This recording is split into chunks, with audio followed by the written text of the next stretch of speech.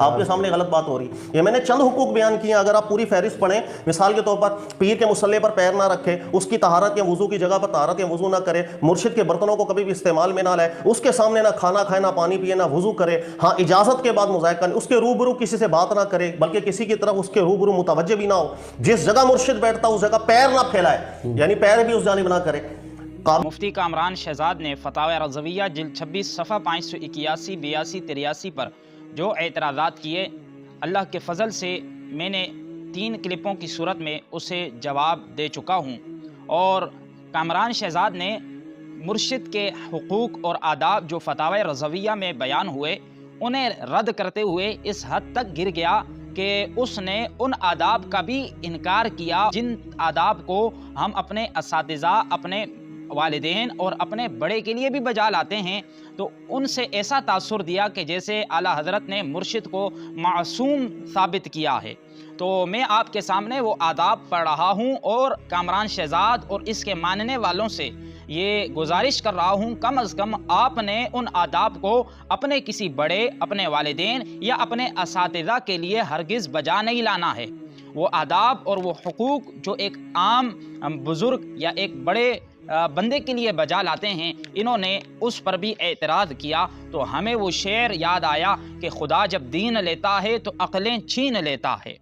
तो वो हुकूक क्या थे मैं आपके सामने वो पेश कर रहा हूँ, जिससे आप कामरान शहजाद के जहालत और आला हज़रत से उसके बुग़्ज़ का आप अंदाज़ा लगा सकते हैं। मुर्शिद की ये आदाब बयान हुए कि उसके मुसल्ले पर पैर न रखे। तो कामरान शहजाद साहब से, इनके मानने वालों से गुजारिश करूँगा कि अगर आपके वालिदैन का अगर कोई खुसूसी मुसल्ला हो या आपके उस्ताद का कोई खुसूसी मुसल्ला हो जिस पर वो नमाज पढ़ता हो, तो आपने खुसूसी तौर पर उससे खींचकर उस मुसल्ले पर नमाज पढ़नी है, उस मुसल्ले पर पैर रखने हैं और अपने उस्ताद को, अपने बड़े को उससे उठा देना है। क्योंकि अगर आप अपने उस्ताद के मुसल्ले पर पाँव नहीं रखेंगे तो कामरान शहजाद साहब के मुताबिक आप उन्हें मासूम साबित कर रहे हैं। और कहा कि उसकी तहारत या वज़ू की जगह तहारत या वज़ू ना करे, मुर्शिद के बर्तनों को इस्तेमाल में ना लाए। तो कामरान शहजाद साहब से गुजारिश करूँगा कि अगर आपका कोई उस्ताद है तो अगर वो मखसूस उसके कोई बर्तन है, कोई गिलास है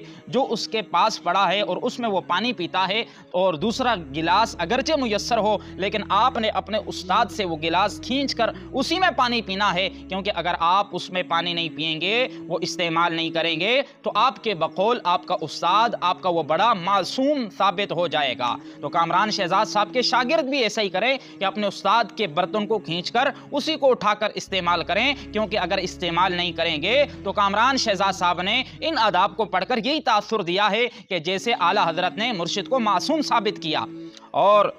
उसके सामने न खाना खाए, न पानी पिए और न वुज़ू करे, हाँ इजाज़त के बाद मुज़ायका नहीं। तो कामरान शहजाद साहब के शागिर्द जो हैं, जब कामरान शहजाद साहब आप लोगों को दर्स दे रहे हों, आपसे मुखातिब हों, आप लोगों ने क्या करना है कि आपने अपने उस्ताद की तरफ तवज्जो नहीं करनी, बल्कि आपने खाना खाने में लग जाना है, आपने पानी पीने में लग जाना है और अपने उस्ताद को यूं ही बेहाल छोड़ देना है। वो आपसे बात कर रहा है, वो आपसे बयान कर रहा है, वो आपसे मुखातिब है और आपने उसको छोड़कर अपने खाने पीने के कामों में लग जाना है। इसलिए कि अगर आप नहीं लगेंगे तो कामरान शहजाद साहब ने तासुर दिया, इन आदाब को पढ़कर बोला कि आला हज़रत तो मासूम साबित कर रहे हैं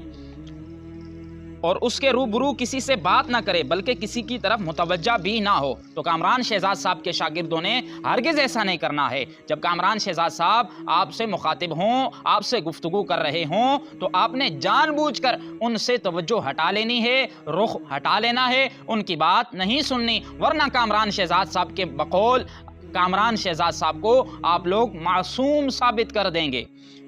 और उस तरफ थूके भी नहीं। तो कामरान शहजाद साहब की तरफ खुसूसी तौर पर उनके शागिर्दों ने थूकना है, उसकी तरफ रुख करके थूकना है और हो सके तो कामरान शहजाद पर ही थूक फेंक देना, ताकि सही से साबित हो जाए कि आप लोग कामरान शहजाद को अपना उस्ताद मानते हैं, मासूम नहीं मानते। और फिर कामरान शहजाद साहब से भी गुजारिश करूंगा कि आप अपने वालिदैन की तरफ रुख करके जहां वालिदैन बैठे हों उसी तरफ मुतवज्जा होकर चेहरा करके थूक फेंकना, किसी दूसरी तरफ मत फेंकना, क्योंकि अगर आप किसी दूसरी तरफ फेंकेंगे तो आपके बकौल आप अपने उस्ताद को, आप अपने वालिदैन को मासूम साबित कर रहे होंगे।